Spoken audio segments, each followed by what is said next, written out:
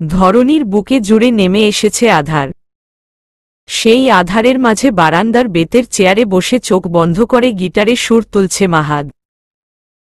মনের অস্থিরতা কমানোর চেষ্টা করছে সে। এতদিন পর তার মা এতটা স্বাভাবিক আচরণ করেছে তার সাথে। মা যখন সোফায় বসে মুচকি হাসছিল, মাহাদ তখন মুগ্ধ হয়ে সেই হাসি দেখেছে। বহুদিন পর মাকে এইভাবে হাসতে দেখেছে। বাবা তো যাবার আগে মায়ের মুখের এই হাসি রক্ষার দায়িত্ব দিয়ে গেছিল। বাবার শেষ ইচ্ছে কি করে অপূর্ণ রাখবে? অপরদিকে দৃশ্য। এতদিন মাহাদ নিজেকে সামলে নিলেও দৃশ্যকে দেখার পর থেকে সে আবার নিজেকে হারিয়ে ফেলেছে। তার ভেতরটা এলোমেলো হয়ে গেছে। দৃশ্যকে তীব্রভাবে নিজের কাছে চাইছে, কিন্তু কি করে রাখবে দৃশ্যকে পাশে? কি করে মায়ের মুখোমুখি দাঁড়াবে? ভীষণ দোটানায় কাটছে তার সময়ে। মাহিম রাতের ডিনারে বসেছে মা আর দাদির সাথে। শামসুন্নাহার বেগম বলে উঠলেন, এই ছোট রাজপুত্তর এমনে টি কইরা ঘুরলে হইব? কয়দিন পরে পরীক্ষা শেষ হইলে কামকাজ কিছু করা লাগব না? তোর ভাই গান বাজনা করে আবার ব্যবসা সামলায়, ভাইয়ের কামে একটু হাত দেন যায় না? উফ দাদি, আগে পরীক্ষা শেষ হোক তারপর যাব। এত তাড়া কিসের? শামসুন্নাহার বেগম আর চোখে মাহিমকে দেখে বলল, তোর ভাই তো দিন দিন রসাতলে যাইতাছে, আজকাল বাই তো আহে না। ওই মাইয়া আবার তোর ভাইয়ের মাথা খারাপ করতে উইঠা পইরা লাগছে। তোর ভাইয়ের অফিসে কাম করার বাহানায় মাথা চিবায়া খাইতাছে। মাহিম খাবার মুখে তুলে নিয়ে গিলে পানি বলল, ভাবি মোটেও তোমার নাতির মাথা নষ্ট করছে না, বরং তোমার নাতি ভাবির পিছে পড়ে আছে। তাছাড়া ভাবি তোমার নাতির অফিস সেই কবেই ছেড়ে দিয়েছে। শামসুন্নাহার বেগম চমকে গেলেন। আসলেই কি মেয়েটা জব ছেড়ে দিয়েছে? তিনি দীর্ঘশ্বাস ফেলে বলল, ভালোই হইছে, এইবার তোর ভাইরে একটু বুঝা, বিয়া শাদি করতে ক। এমনে আর কতদিন? বিয়া কইরা সংসার পাতলে আগে সব ভুইলা যাইব। আখি রহমান বাঁকা চোখে শাশুড়ির দিকে তাকালেন, কিন্তু কিছুই বললেন না। মাহিম মুচকি হেসে বলল, আমাদের বংশে একাধিক বিয়ের ট্রেন্ড আছে নাকি দাদি? দাদাজান কয়টা বিয়ে করেছিল? শামসুন্নাহার বেগম বেশ ক্ষেপে গেলেন। এই বাদর ছেলে তার প্রাণের স্বামীকে নিয়ে মজা করে? তিনি রেগে বললেন, মুখ সামলায়া কথা কবি, তোর 14 গোষ্ঠীর কেউ 2 বিয়া করে নাই। আর আমার স্বামী আমারে মেলা ভালা পাইত, আমার লাইগা পাগল আছিল। তোর দাদার যন্ত্রণায় আমার ভাইয়ের বাড়ি তো যাইতে পারতাম না, গেলেও পিছে পিছে আইসা পড়ত। আমার স্বামী আমারে কত ভালোবাসত জানোস? আরেক বিয়া করার কথা স্বপ্নেও ভাবে নাই। মাহিমের মুখের হাসি আরও প্রশস্ত হল। সে বলল, তোমার স্বামীকে নিয়ে কিছু বললে এত জলে কেন? তোমার স্বামী তোমাকে ভালোবাসত বলে আরেক বিয়ের কথা ভাবেনি। তাহলে আমার ভাই, যে কিনা নিজের বউকে পাগলের মতো ভালোবাসে, সে আরেক বিয়ে করবে ভাবলে কি করে? ভাইয়াকে দিয়ে নিউ ট্রেন্ড শুরু করবে নাকি? তাহলে আমি কিন্তু 3টা করব। ইসলামে কিন্তু 4 বিয়ের পারমিশন আছে। আমার জন্য 2টা খুঁজে দাও। ওই শয়তান পোলা, আজাইরা কথা কবি না। তোর ভাই এক শয়তানের রক্তরে এই বাড়ির বউ বানাইছে, যে এই বাড়ি তো ঢুকতে না ঢুকতেই আমার পোলারে খাইছে, আমার সংসারে সুখ শান্তি নষ্ট করছে। ওই মাইয়ারে আমি বাইচা থাকতে এই বাড়ি তো ঢুকতে দিমু না। আখি রহমান টেবিল ছেড়ে উঠে গেলেন। এই মুহূর্তে তার কিছুই ভালো লাগছে না। নিজের স্বামীকে ভীষণ মনে পড়ছে। মানুষটা মৃত্যুর আগেও তার সাথে রসিকতা করে গেছে। হসপিটালে থাকা অবস্থায় যখন তার হাত ধরে কাঁদছিল তখন বলেছিলেন, এই কান্না বন্ধ করো। বিয়ের আগে থেকেই দেখেছি কাঁদলে নাকের পানি চোখের পানি এক করে ফেলো। ছি, কি বিচ্ছিরি লাগে তখন। আখি রহমান হিচকি তুলতে তুলতে বলেছিলেন, বিয়ের আগেই যখন জেনেছ তাহলে বিয়ে কেন করেছ? ওই যে আমার কপালে লেখা ছিল আমি তোমার বাচ্চাদের বাবা হব, তাই। আমি বিয়ে না করলে এমন হীরের টুকরা দুইটা কই পাইতা? মজা করেন আমার সাথে? এই অবস্থায় ও আপনার মজা করা শেষ হয় না? কি করব বলো? যদি পরে সময় না পাই? সেই কথাটা আখি রহমানের হৃদয়টাকে কপিয়ে তুলেছিল। এক রাশ বেদনা তাকে ঘিরে ধরেছিল। মাহিম গম্ভীর হয়ে বলল, বাবার মৃত্যুর সাথে ভাবির কোনো সম্পর্ক নেই। আর সে আশরাফ হোসেইনের মেয়ে হলেও তার পার্সোনালিটি সম্পূর্ণ আলাদা। ওই মানুষটার ওরসে জন্ম নেয়াটা তার দোষ না। বাবা দোষ করলে তার সন্তানেরা কেন শাস্তি ভোগ করবে? এই সবে ভাবির কোনো অপরাধ ছিল না। আর ভাবি এই বাড়ির বউ। তোমার ঠিক যতটুকু অধিকার আছে এই বাড়িতে, ঠিক ততটুকু অধিকার তারও আছে। আমার লাগে ওই মায়ার তুলনা দেশ। তুলনা করছি না দাদি, জাস্ট তার অধিকারে কথা জানাচ্ছি। সে চাইলে পারত এই বাড়িতে এসে নিজের অধিকার বুঝে নিতে। তোমার নাতি বাধা অবধি দিতে পারত না। ওই মেয়ের এক ফোঁটা চোখের জলেই তোমার নাতি কুপোকাত হয়ে যেত। এই দুইটা মানুষ কেন দূরে আছে জানো? আমার মায়ের কষ্টের জন্য। মা মুখ ফুটে একবার কিছু বললে তোমার নাতি উড়াল দিয়ে ভাবিকে নিয়ে আসবে। ভাবি না আসতে চাইলেও তোমার নাতি হাত পা বেঁধে নিয়ে আসবে। শুধুমাত্র আমার মায়ের চোখের জল ভাইয়াকে আটকে রেখেছে। কথাটা বলে মাহিম চলে গেল। শামসুন্নাহার বেগম সেখানেই চুপ করে বসে রইলেন। ওই মেয়ে যে সবাইকে কি জাদু করে রেখেছে আল্লাহই জানে। তবে মাহিম ঠিক বলেছে। আখি একবার সম্মতি দিলে মাহাদ ওই মেয়েকে ধরে বেঁধে হলেও নিজের কাছে রাখবে। ভীষণ একরোখা জেদি ছেলেটা। হঠাৎ তার টনক নড়ল।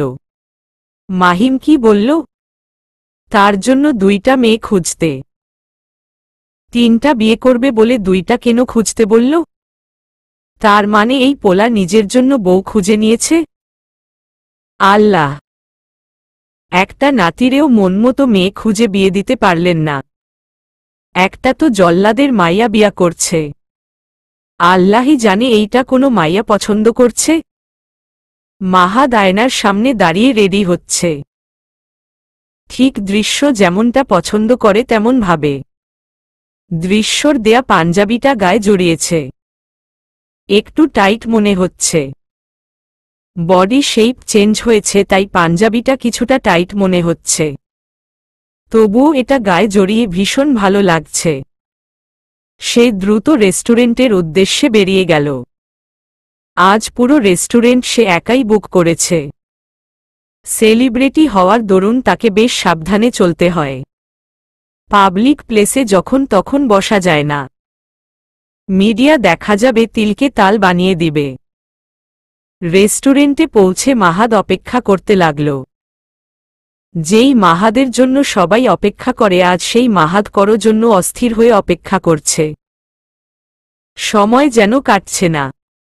রবিন সকাল থেকেই দেখছে মাহাদের অস্থিরতা। আজ সকালে যখন সে ঘুমিয়েছিল তখন তার ফোন একটা কল আসে। কল রিসিভ করে বেশ চমকে যায়। কিছুক্ষণ কথা বলে সে দৌড়ে আসে ধানমন্ডি। মাহাদের বাসায় এসে অনবরত ডোরবেল বাজাতে থাকে। মাহাদ তখন ঘুমেছিল। প্রচণ্ড বিরক্ত হয়ে দরজা খুলে একটা ধমক দেয় রবিনকে। রবিন ধমক খেয়ে কয়েক সেকেন্ড চুপ থেকে বলে উঠে, স্যার ম্যাম কল করেছিল? মাহাদ সোফায় বসতে বসতে বলল, কোনো ma'am? Sir, Mrs Mahad. Mahad চমকে তাকালো রবিনের দিকে। এতক্ষণের তন্দ্রা ভাব মুহূর্তেই গায়েব হয়ে গেল। সে অস্থির হয়ে বলল, দৃশ্য? জি স্যার। কি বলেছে? আপনার সাথে ম্যাম দেখা করতে চায়। মাহাদ বেশ চমকে গেল। কালই ওকে কত রাগ দেখালো, আর আজ মিট করতে চাইছে? সে দ্রুত বলল, গাড়ি বের করো রবিন। স্যার আসলে ম্যাম এখন না বিকেলে আপনার সাথে দেখা করতে চায়। প্লেস আপনাকে ঠিক করতে বলেছে। মাহাদ কয়েক মুহূর্ত চিন্তা করল। দৃশ্যকে নিয়ে মন চাইছে খোলা আকাশের নিচে বসতে, কিন্তু মিডিয়া টের পেলে দৃশ্যকে নিয়ে যা তা নিউজ বের করবে। তাই একটা রেস্টুরেন্টের রুফটপ বুক করতে বলল। বাহিরে আজ বেশ বাতাস। সেই বাতাসে মাহাদের চুলগুলো এলোমেলো হয়ে যাচ্ছে, আর সে বারবার তা ঠিক করছে। রবিনকে ডেকে জিজ্ঞেস করল, রবিন, ড্রিঙ্কস বা সিগারেটের কোনো গন্ধ আসছে? রবিন দীর্ঘশ্বাস ফেলে বলল, না। এই প্রশ্ন সকাল থেকে মাহাদ তাকে এই নিয়ে 8 বার করল। রাতে সে বেশ ড্রিঙ্কস করেছে, সাথে সিগারেট তো ছিলই। তার প্রিয়সী যে এইসবের গন্ধ একদম সহ্য করতে পারে না। এখনও দৃশ্যর বমি করার কথাটা মনে আছে তার। কত রেগে গেছিল দৃশ্য সিগারেট দেখে। রবিন অবাক হয়ে মাহাদকে দেখছে। এই কয়েক বছরে সে তার স্যারকে এত এক্সাইটেড হতে দেখেনি। কত সুন্দরী মডেলদের সাথে মিটিং করেছে, কিন্তু নিজেকে কোনোদিন এতটা পরিপাটি করে তাদের সামনে যায়নি। অথচ দৃশ্যর মতো একটা সাধারণ মেয়ের জন্য এই মানুষটা নিজেকে কতভাবেই না সাজিয়ে গুছিয়ে নিচ্ছে। রবিন এই প্রথম ফিল করল তার স্যার একজন পাগল প্রেমিক। দৃশ্যকে এই মানুষটা উন্মাদের মতো ভালোবাসে। এত ভালোবাসার মাঝেও এই দুইজন মানুষ আলাদা কেন? দৃশ্য রিকশা থেকে নেমে লিফটে চড়ে গেল। তার ভেতরটা কেমন হাঁসফাঁস করছে। ঘুচিয়ে রাখা কথাগুলি আবার মনে করে নিল। আজ সে মাহাদের সাথে কথা বলতে চায়, মন খুলে কথা বলতে চায়। লিফট থেকে বেরিয়েই রবিনকে চোখে পড়ল। সেই দৃশ্য দিকে তাকিয়ে মুচকি হাসি দিয়ে এগিয়ে আসল, আর তাকে রুফটপে যাওয়ার রাস্তা দেখিয়ে দিল। দৃশ্য কাচুমাচু করতে করতে সেখানে পৌঁছাল। চারপাশে চোখ বুলাতেই অবাক হল। চারপাশে কেউ নেই। ডান পাশে চোখ পড়তেই দৃশ্যর চোখ আটকে গেল। নীল পাঞ্জাবি পরা কেউ পেছনে দিকে ঘুরে পাঞ্জাবির পকেটে হাত দিয়ে দাঁড়িয়ে আছে। দৃশ্য ব্যাকসাইড দেখেই বুঝে গেল মানুষটাকে। তার গায়ের পাঞ্জাবিটা দেখে দৃশ্যর কেমন অদ্ভুত অনুভূতি হচ্ছে। হঠাৎ মাহাদ ঘুরে দাঁড়াতেই দৃশ্যর দম বন্ধ হবার জোগাড়। তার মনে হচ্ছে ঠিক যেন আগের মাহাদ তার সামনে দাঁড়িয়ে আছে। দৃশ্য শুকনো ঢোক গিলল। এতক্ষণ গুছিয়ে রাখা কথাগুলি মুহূর্তেই গুলিয়ে গেল। মাহাদ দৃশ্যকে দেখে সামনে এগিয়ে আসল। কাছে আসতেই তার চোখ পড়ল দৃশ্যর শুষ্ক ঠোঁটের দিকে। উপরের দাঁত দিয়ে নিচের ঠোঁট কামড়ে রেখেছে। তার দিকে তাকাচ্ছে না। দৃশ্যর লম্বা কোমর অবধি চুলগুলো বাতাসে এলোমেলো হয়ে যাচ্ছে। মাহাদ নেশা ভরা চোখে প্রিয়তমাকে দেখছে। সাদামাটা অবস্থায় ও কত অপরূপ লাগছে। মাহাদের ভীষণ ইচ্ছে করল দৃশ্যর সেই শুষ্ক ওষ্ঠে ঝটপট একটা চুমু খেয়ে নিতে, কিন্তু ইচ্ছাটা দমিয়ে রাখল। প্রায় 10 মিনিট যাবৎ তারা মুখোমুখি বসে আছে। কেউ কোনো কথা বলছে না। দৃশ্য মনের কথাগুলি সাজাচ্ছে, আর মাহাদ দৃশ্যকে দেখছে। নীরবতা ভেঙে দৃশ্য বলল, গতকালের ব্যবহারের জন্য আমি সরি। আসলে একটা বিষয় নিয়ে ডিস্টার্ব ছিলাম। নিশ্চয়ই বিষয়টি আমার আর অরিনকে নিয়েছিল। দৃশ্য অবাক হল না। মানুষটা তার রাগের কারণ সব সময়ই ধরে ফেলে। সে মুচকি হেসে বলল, কিছুটা জানি। অরিন আমার ভীষণ ভালো বন্ধু। হঠাৎ বিয়ের আগে কনসিভ করাই সে ভয় পেয়ে গেছিল। একজন ভালো বন্ধু হিসেবে তার বিপদে পাশে থাকার চেষ্টা করেছি। আমার জন্য তোমার শিডিউল নিশ্চয়ই গরমিল হয়ে গেছে। মাহাদ মুচকি হেসে বলল, আমার বউরের জন্য এমন হাজার শিডিউল গরমিল করতে রাজি আছি। তাছাড়া আমি কিছুদিনের জন্য কাজ থেকে ব্রেক নিয়েছি, তাই কোনো সমস্যা নেই।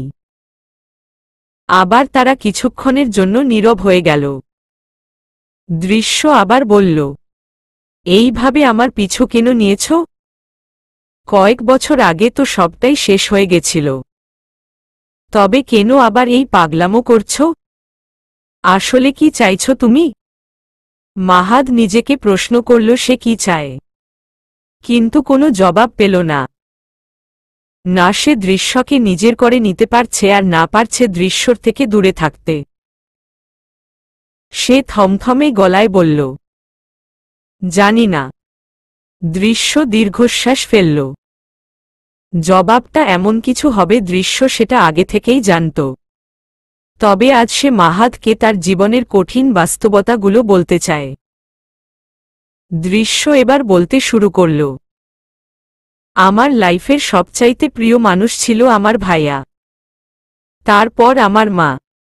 বাবাকে কেন জানি নিজের সেই লিস্টে রাখতে পারতাম না। ছোটবেলা থেকেই তাকে ভীষণ ভয় পেতাম। একটা সময় তুমি আসলে আমার জীবনে। আশ্চর্যজনকভাবে আমার প্রিয় মানুষের লিস্টে তুমি প্রথম জায়গাটা দখল করে নিলে। আমি সেটা টেরও পেলাম না। কষ্ট জিনিসটা আমাকে কখনো ছুঁতে পারেনি। তার একমাত্র কারণ ভাইয়া। সে আমার সব ইচ্ছা বলার আগেই পূরণ করে দিত।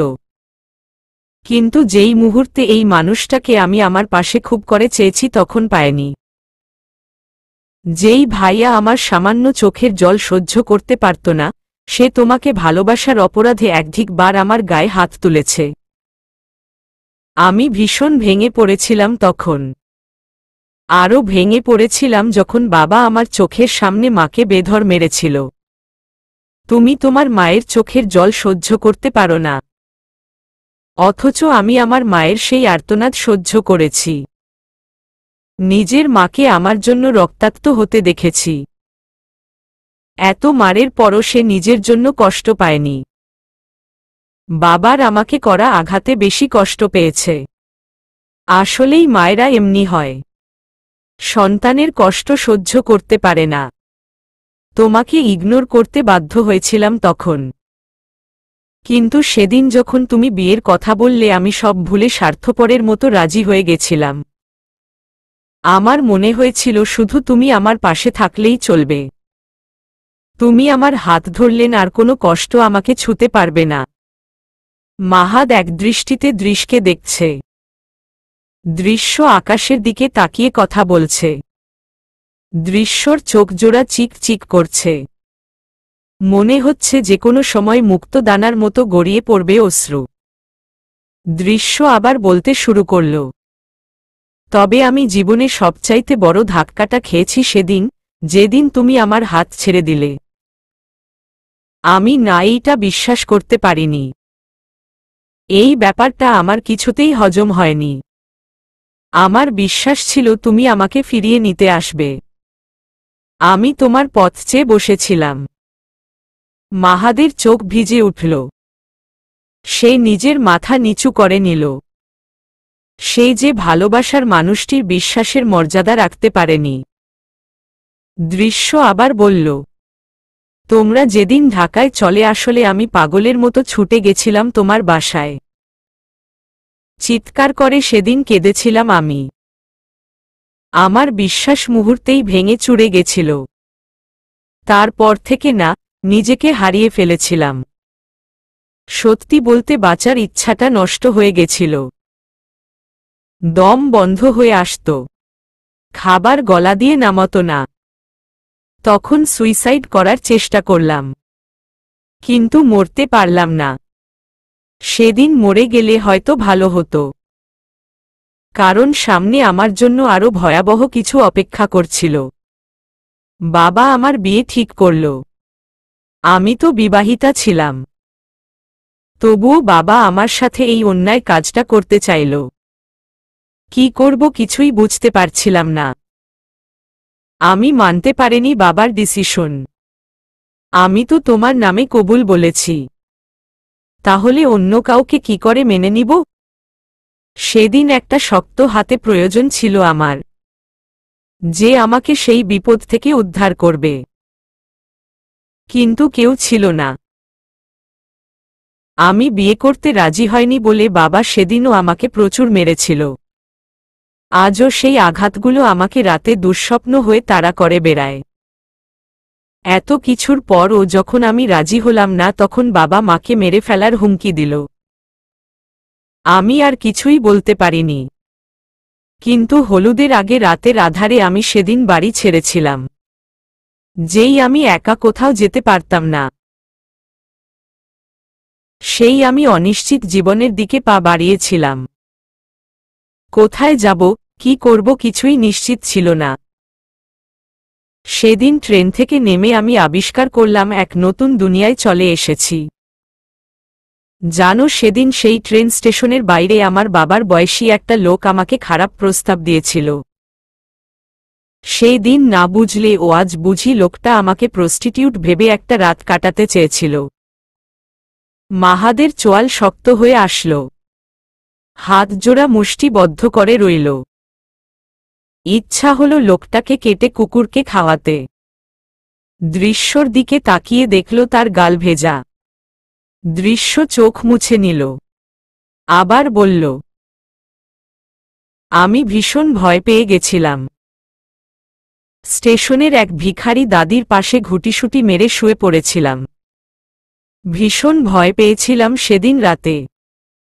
বারবার মনে হচ্ছিল এই বুঝি হায়নার দল আমাকে ছিঁড়ে খাবে। মাহাদ বুকের মাঝে তীব্র যন্ত্রণা অনুভব করছে। সে তার বউটাকে কোনো অন্ধকারে ফেলে এসেছিল। ঢাকায় এসে প্রথম বুঝতে পারলাম জীবন সংগ্রাম কাকে বলে। এই যান্ত্রিক শহরে নিজেকে কিছুতেই মানিয়ে নিতে পারছিলাম না। লেখাপড়া ছেড়ে দিয়েছিলাম। লতা আপু আমাকে বুঝিয়ে শুনিয়ে নিজ খরচে ভার্সিটিতে ভর্তি করিয়ে দিল। একটা সময় ফিল করলাম অর্থ ছাড়া এই শহরে টিকে থাকা সম্ভব না। জিনিয়া আর লতা আপুর উপর বোঝা হয়ে থাকা যাবে না। তাই বেরিয়ে পড়লাম একটা চাকরির উদ্দেশ্যে। কিন্তু জাস্ট এইচএসসি পাশ করে জব পাওয়া সম্ভব ছিল না।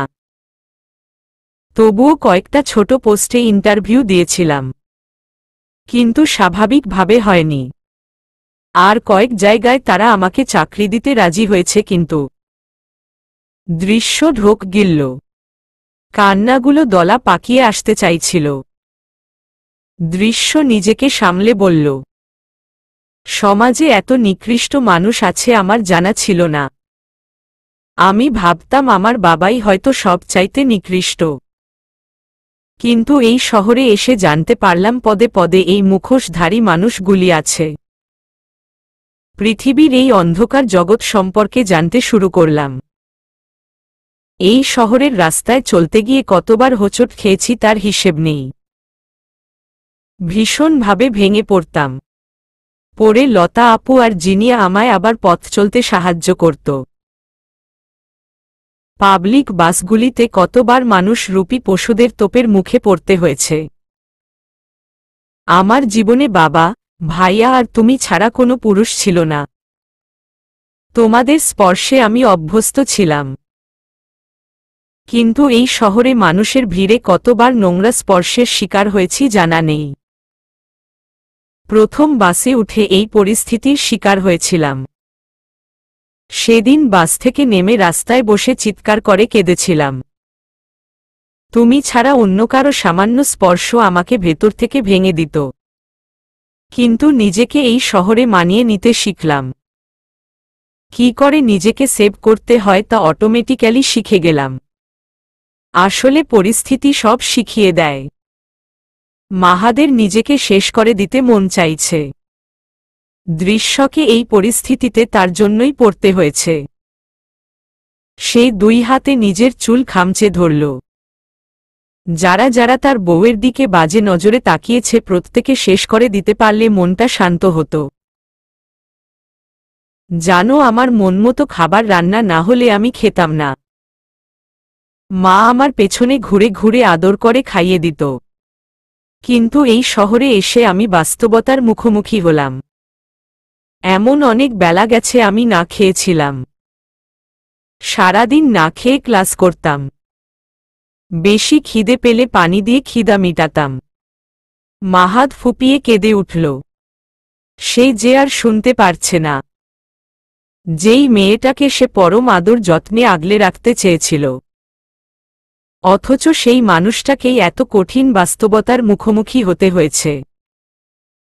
দৃশ্য মাহাদের দিকে এক পলক তাকিয়ে চোখ ফিরিয়ে আবার দূরের অট্টালিকাগুলিতে মনোযোগ দিল। আর বলল, এই কষ্টগুলি বেশি দিন করতে হয়নি। লতা আপু আর জিনিয়া এই মানুষ দুটো আমার জন্য অনেক করেছে। তারা না থাকলে হয়তো আমি আজ তোমার সামনে এইভাবে বসে থাকতে পারতাম না। কবেই ঝরে পড়তাম। লতা আপু আমাকে কয়েকটা টিউশনি জোগাড় করে দিল। আমি নিজেকে ব্যস্ত রাখতে লাগলাম। তবুও কেন যেন যন্ত্রণাগুলি কিছুতেই কমছিল না। তোমার উপর তখন ভীষণ রাগ হতো। দৃশ্য এবার আর নিজেকে সামলাতে পারেনি। ফুপিয়ে কেঁদে উঠল। কাপা গলায় বলল, দিন শেষে আমি কিছুই পাইনি জানো। না পেয়েছি পরিবার, আর না পেয়েছি ভালোবাসার মানুষটিকে। সব হারিয়ে আমি ভীষণ নিঃস্ব হয়ে গেছি। আমার কি অপরাধ ছিল মাহাদ? কেন মাঝপথে এসে আমার হাত ছেড়ে দিয়েছিলে? কেন দিন শেষে সবচাইতে বেশি শাস্তি আমাকে পেতে হলো? আমার বাবার করা অন্যায়ের শাস্তি আমাকে পেতে হলো কেন? আঙ্কেলের মৃত্যুর পর নিজেকে আসলেই ভীষণ অপরাধী মনে হয়েছিল। আমি তোমার জীবনে না আসলে হয়তো এমন হতো না। মাহাদ দৃশ্যর হাতে হাত রেখে ভাঙ্গা গলায় বলল, তোমার কোনো অপরাধ ছিল না পিচ্ছি। সবটাই আমার দোষ ছিল। এই পরিস্থিতিতে আমি তোমাকে ফেলেছি। আমি তো তোমার ক্ষমা পাওয়ারও যোগ্য না। দৃশ্য নিজের হাত ছড়িয়ে নিয়ে নিজেকে সামলে বলল, প্রথম দিকে তোমার উপর ভীষণ রাগ হলেও তা একসময়ে শেষ হয়ে গেছে। আসলে আমরা পরিস্থিতির শিকার ছিলাম। আঙ্কেলের মৃত্যু একটা অ্যাক্সিডেন্ট ছিল। সেখানে তোমার বা আমার কারোরই হাত ছিল না। তাই তোমার গিল্টি ফিল করার প্রয়োজন নেই। সেই পরিস্থিতিতে থাকলে যে কেউ এটাই করত।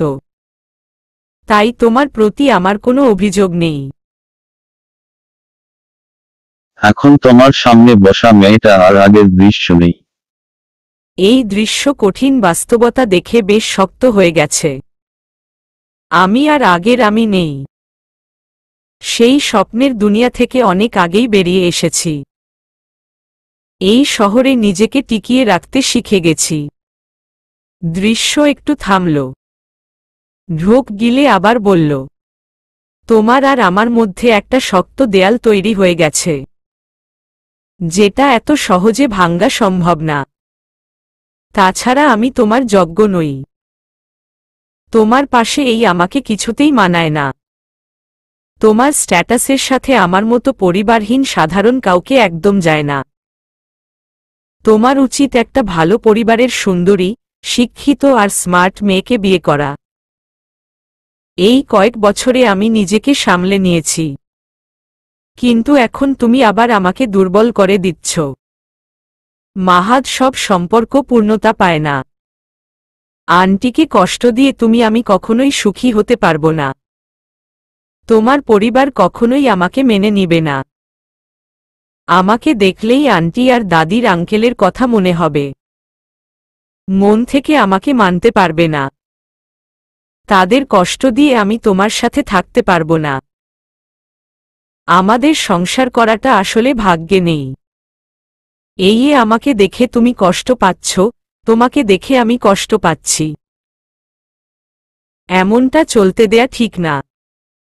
পৃথিবীর যে প্রান্তেই থাকি না কেন আমি সারা জীবন তোমাকে ভালোবেসে যাব।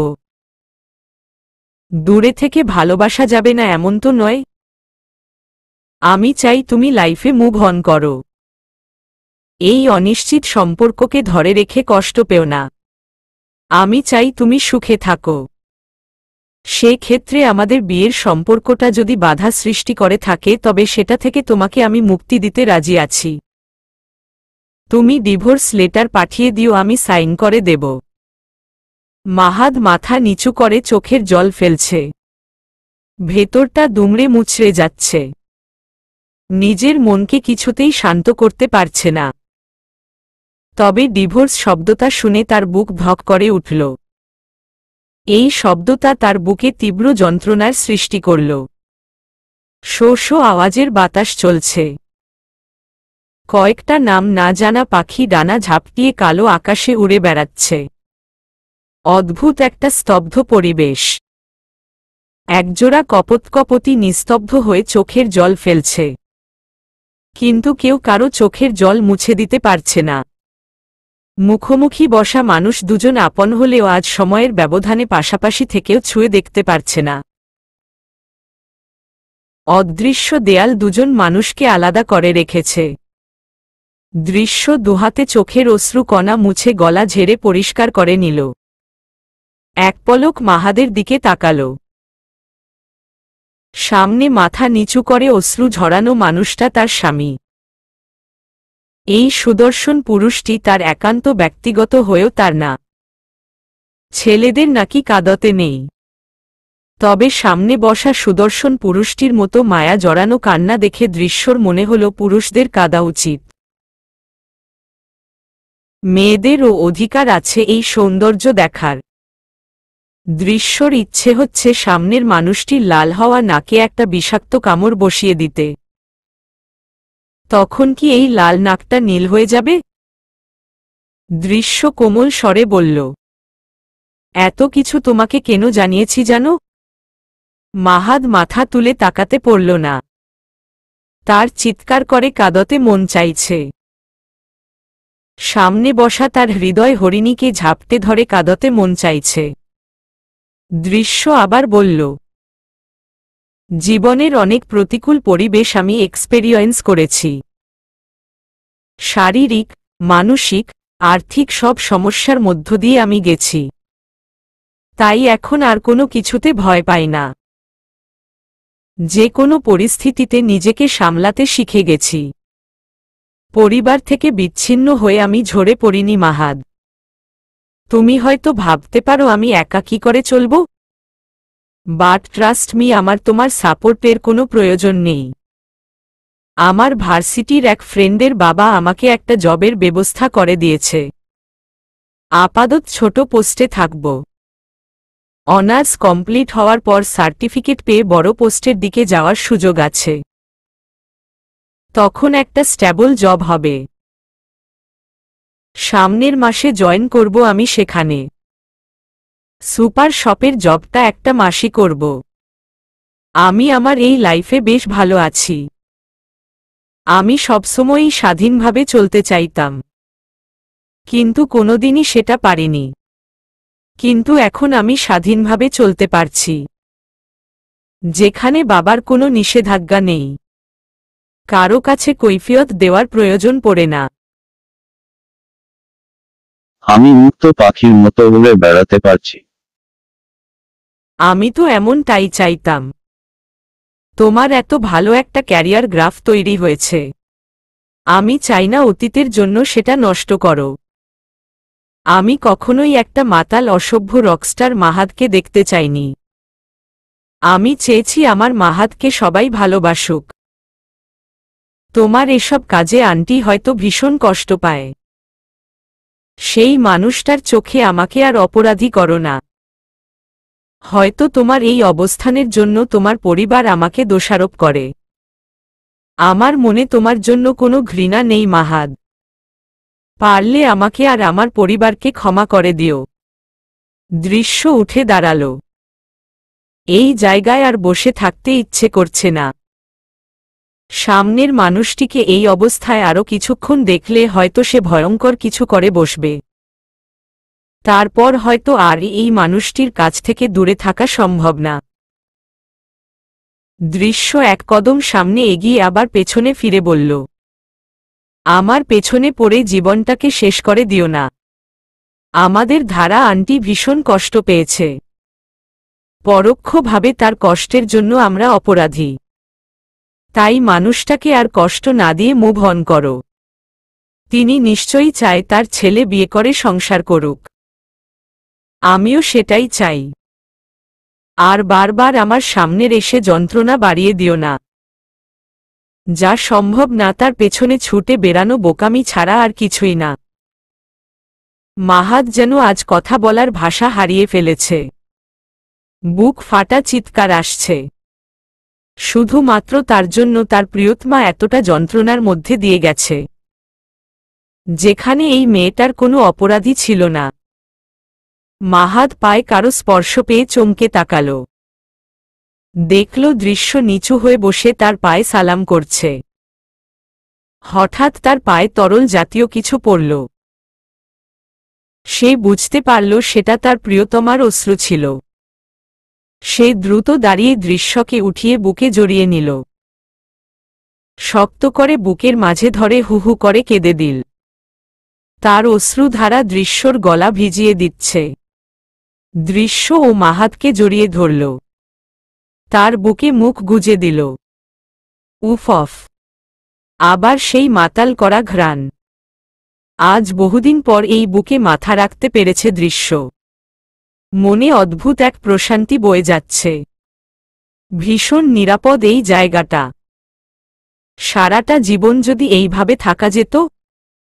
সময়টা এই জায়গাতে থেমে গেলে ভীষণ ভালো হতো। কিন্তু এই নিরাপদ স্থলে দৃশ্য থাকতে পারবে না। তাই দৃশ্য দ্রুত নিজেকে ছাড়িয়ে নিয়ে অস্থির কণ্ঠে বলল, আমি চাই না আমাদের আর দেখা হোক। ভালো থেকো মাহাদ। দৃশ্য দ্রুত সেখান থেকে বেরিয়ে গেল। আর মাহাদ হাঁটু গেড়ে সেখানেই বসে ফুপিয়ে কেঁদে উঠল। সর্বোচ্চ অধিকার থাকার পরও সে আজ দৃশ্যকে আটকাতে পারেনি। এর চাইতে বড় শাস্তি আর কি হতে পারে? রবিন নিচের ফ্লোরে দাঁড়িয়ে সিগারেটে সুখ টান দিতে ব্যস্ত ছিল। তখনই দেখল দৃশ্য আসছে। সে হাতের সিগারেট ফেলে দ্রুত দৃশ্যর সামনে গেল। মেয়েটার দুই চোখ অসম্ভব লাল হয়ে আছে। চোখের কোণে জল জমে আছে। দৃশ্য রবিনকে বলল, ভাইয়া আপনার স্যারকে বাসায় নিয়ে যান। আমার মনে হয় না আজ স্বাভাবিকভাবে হেঁটে গাড়ি অবধি যেতে পারবে। আজকের জন্য তাকে একা ছাড়বে না প্লিজ। পারলে জয় ভাইয়াকে তার পাশে থাকতে বলবেন। আপনার স্যারের খেয়াল রাখবেন ভাইয়া। আমি আসছি। রবিন হতভম্ব হয়ে দৃশ্যের দিকে তাকিয়ে রইল। মানুষ দুটোর মাঝে আসলে কি চলছে সে কিছুই বুঝতে পারছে না। রবিনের বলতে ইচ্ছে করল, স্যারের পাশে আমার না, আপনার থাকা প্রয়োজন। রবিন দ্রুত উপরে উঠে দেখল বিধ্বস্ত মাহাদকে, যে ফ্লোরে বসে কাঁদছে। এই প্রথম সে এই মানুষটিকে কাঁদতে দেখছে। গ্ল্যামার ওয়ার্ল্ডের দুনিয়ায় মানুষের অনুভূতিগুলো নাকি ভোঁতা হয়ে যায়, কিন্তু তার সামনে থাকা মানুষটি আজ অনুভূতির জোয়ারে ভাসছে। বিধ্বস্ত অনুভূতি। সকাল থেকে ভীষণ এক্সাইটেড থাকা মানুষটা সন্ধ্যায় এসে কান্নায় ভেঙে পড়েছে। রবিনের মনে হল এই ভালোবাসা জিনিসটাই খারাপ। সুখের চাইতে কষ্টের মাত্রা বেশি দেয় এই ভালোবাসা। জেরিনের সাথে তার যখনই ঝগড়া হয় এই মেয়েটা কয়েকদিন অবধি তার কোনো কল রিসিভ করে না। সেই সময়গুলো রবিনের কাছে এক একটা বীভৎস দিনের মতো মনে হয়। কিন্তু কাজে ব্যস্ততার জন্য অনেক সময় সে মেয়েটার রাগ ভাঙাতে যেতে পারে না। বর্ষা আয়নার সামনে দাঁড়িয়ে শাড়ি পরার চেষ্টা করছে। ভীষণ বিরক্ত সে মাহিমের উপর। আজ মাহিমের সাথে ঘুরতে বের হবে। আর ওই বাদরের আদেশ শাড়ি পরে আসতে হবে।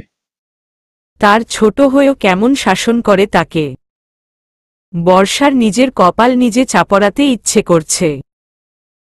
কেন যে সেদিন এই ছাগলের সামনে শাড়ি পরে গেছিল। এখন তো এই ছেলে একটু বেশিই রোমান্টিক হয়ে পড়েছে। বলে কিনা বিয়ের পর সবসময় শাড়ি পরেই থাকতে হবে। ভাবা যায় এসব?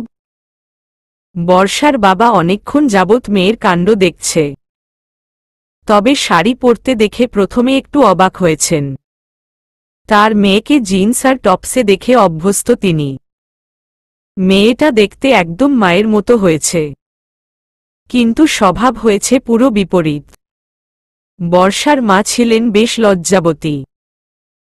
বর্ষার জন্মের পর ও তার লজ্জা ভাঙেনি, কিন্তু মেয়েটার মধ্যে লজ্জার ছিটেফোঁটাও নেই। বর্ষা পেছনে বাবাকে দেখে বলল, আব্বু, ওই রাম ছাগল মাহিমকে আমি জীবনেও বিয়ে করব না। আমার জীবনটা তেজপাতা করে দিচ্ছে। জানে আমি এই শাড়ি টাড়ি পরতে পারি না, তবুও শাড়ি পরতে বলে। তোকে কিন্তু ভীষণ সুন্দর লাগছে। মাহিমের চয়েজ আছে বলতে হবে। বর্ষা কপাল কুঁচকে বলল, শাড়িতে আমাকে সুন্দর লাগছে, তাতে ওই বাদরের চয়েজের কি হলো? আরে ও তোর সৌন্দর্য কিসে বৃদ্ধি পায় সেটা ধরতে পেরেছে। বুঝলাম, ওই বাদর তোমাকে ভালোভাবেই পটিয়ে ফেলেছে। এত ভালো ছেলেটাকে তুই বাদর কেন বলিস? বাদরকে বাদর বলবো না তো কি বলবো? বড়দের সম্মান করে না। বলিস কি? মাহিমের মতো সভ্য ছেলেই হয় না। আর মাত্র 3 মাসের বড় কোনো বড় হলো নাকি? হয়েছে, আর প্রশংসা করতে হবে না। বর্ষা একটু থেমে আবার বলল, আব্বু, মাহিম আমাকে বিয়ের জন্য প্রপোজ করেছে। বর্ষার বাবা মুচকি হেসে বলল, তুই কি বললি? মাথার চুল টেনে ছিঁড়ে দিয়েছি। বর্ষার বাবা হো হো করে হেসে বললেন, একদম ঠিক করেছিস। রবিন এই মুহূর্তে ভীষণ টেনশনে আছে। তার স্যার বাসায় আসার পর থেকে রুমের দরজা আটকে বসে আছে। রবিন কি করবে বুঝতে পারছে না। বাসার ডোরবেল বাজতেই রবিন দরজা খুলে দিল। জয়কে দেখে সালাম দিল।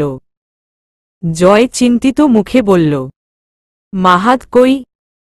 স্যার রেস্টুরেন্ট থেকে ফিরে দরজা আটকে বসে আছে। জয় দ্রুত মাহাদের রুমের দরজা নক করল আর বলল, ওই শালা দরজা খোল, না হলে দরজা ভেঙে তোর ভীমরতি ছুটামু। রবিন চোখ বড় বড় করে তাকিয়ে আছে। তার বদরাগী স্যারকে কি ভাষায় ডাকছে তার বন্ধু। স্যারের এমনি মাথা ঠিক নেই। আজ জয় স্যারের গালে কয়েক ঘা পড়বে নিশ্চিত। জয় আবার বলল, দরজা খোল ব্যাটা, একে বউয়ের প্যারায় বাঁচি না, আবার তোর যন্ত্রণা।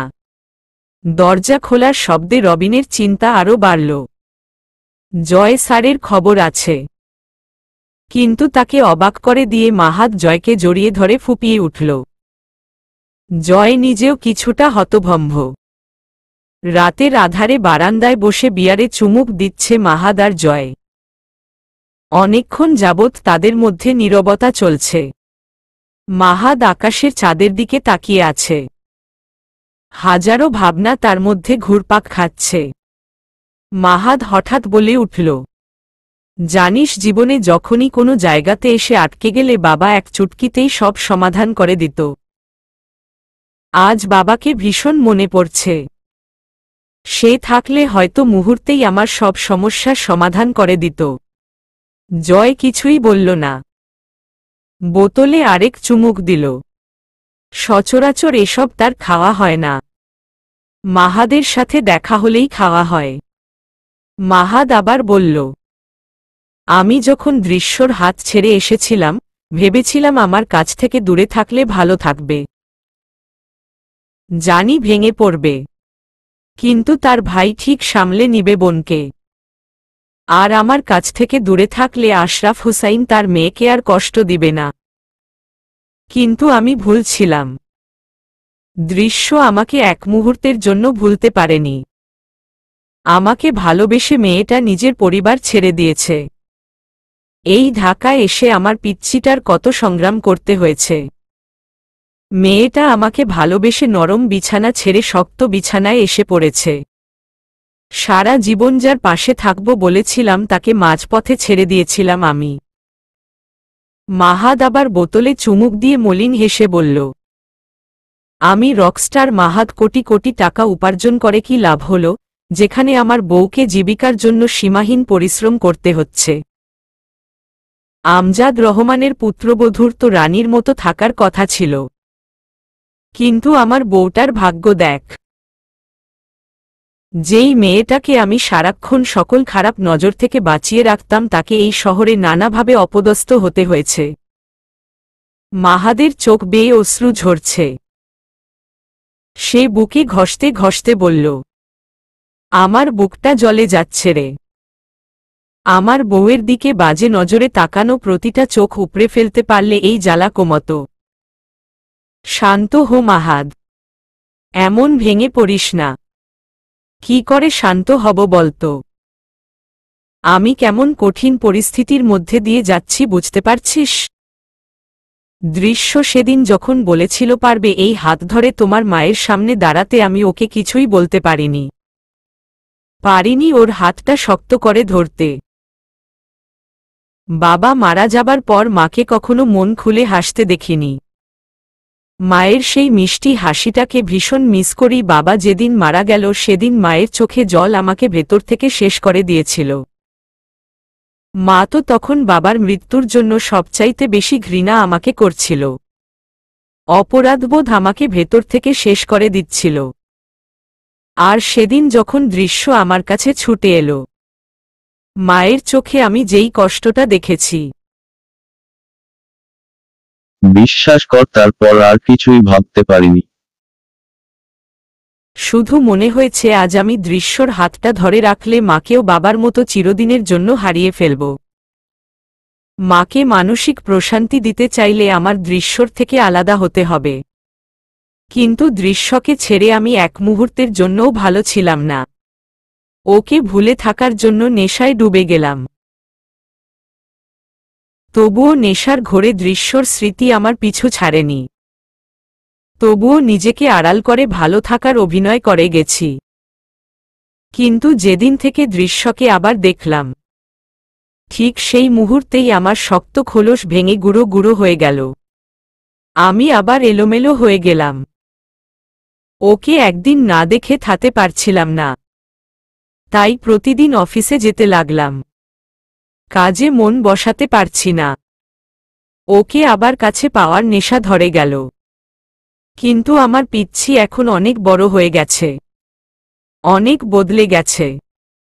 আমার সামনে এসেও নিজের অনুভূতিকে লুকিয়ে ফেলতে শিখে গেছে। আজ যখন দৃশ্য নিজের কথাগুলি বলল, আমি অপরাধ বোধে ওর দিকে মাথা তুই তাকাতে পারিনি।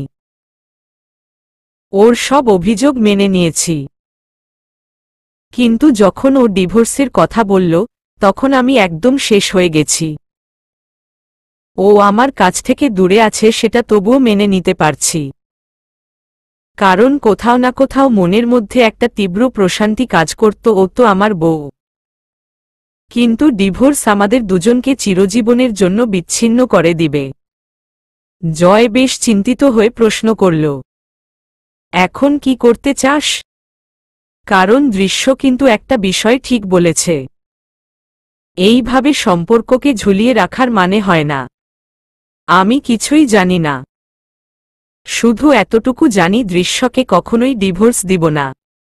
কিন্তু মাহাদ কাপা কাপা গলায় বলল, আমার জায়গাতে তুই থাকলে কি করতি? আমি জীবনে অনেক ক্ষেত্রে ভুল ডিসিশন নিয়েছি, কিন্তু দৃশ্যকে ডিভোর্স দেওয়ার মতো ভুল আমি কোনো দিন করব না। ও শুধুই আমার। জয় বেশ চিন্তিত হয়ে পড়ল। আসলেই সিচুয়েশনটা এমন যে সে নিজেই কোনো সমাধান খুঁজে পাচ্ছে না। সে তো জানে মাহাদ দৃশ্যকে ঠিক কতটা ভালোবাসে। অন্যদিকে সে তার নিজের মাকেও ভীষণ ভালোবাসে। আসলে এসব ক্ষেত্রে আন্টিকেও দোষারোপ করা যায় না। যার কারণে নিজের স্বামীকে অপমানিত হতে হয়েছে, আঘাত পেতে হয়েছে, তার মেয়েকে ছেলের বউ হিসেবে দেখা আসলেই কষ্টসাধ্য। দৃশ্যকে যতবার দেখবে ঠিক ততবারই সেই দিনের কথা আন্টির মনে পড়বে। রেস্টুরেন্ট থেকে ফিরে দৃশ্য বেশ স্বাভাবিক আচরণ করছে। জিনিয়া আর লতা দৃশ্যকে বারবার খেয়াল করছে। প্রায় 2 ঘন্টা যাবৎ বইয়ের মুখ ডুবিয়ে রেখেছে। জিনিয়া লতাকে বলল, আপু ও এত স্বাভাবিক কেন আছে? আমি তো আজ ধরেই নিয়েছিলাম এসেই দরজা আটকে কান্নাকাটি করবে। ওর এই স্বাভাবিক আচরণই আমার কাছে অস্বাভাবিক লাগছে। ওর মনের অবস্থা কাউকে বুঝতে দিতে চাইছে না। দৃশ্য তাদের উকি ঝুঁকি দিতে দেখে বলল, কি ব্যাপার, তোমরা ওখানে কি করছো? লতা বলল, তুই ঠিক আছিস দৃশ্য? হে, একদম ঠিক আছি, বরং বেশ ভালো আছি। নিজেকে ভীষণ হালকা লাগছে। লতা আর কিছুই বলল না। সে জানে দৃশ্য ঠিক নেই। মেয়েটা উপরে নিজেকে স্ট্রং দেখলেও সে জানে দৃশ্য ভেতরে ভেতরে বেশ দুর্বল। বিশেষ করে স্বামী নামক মানুষটির প্রতি ভীষণ দুর্বল। চলবে।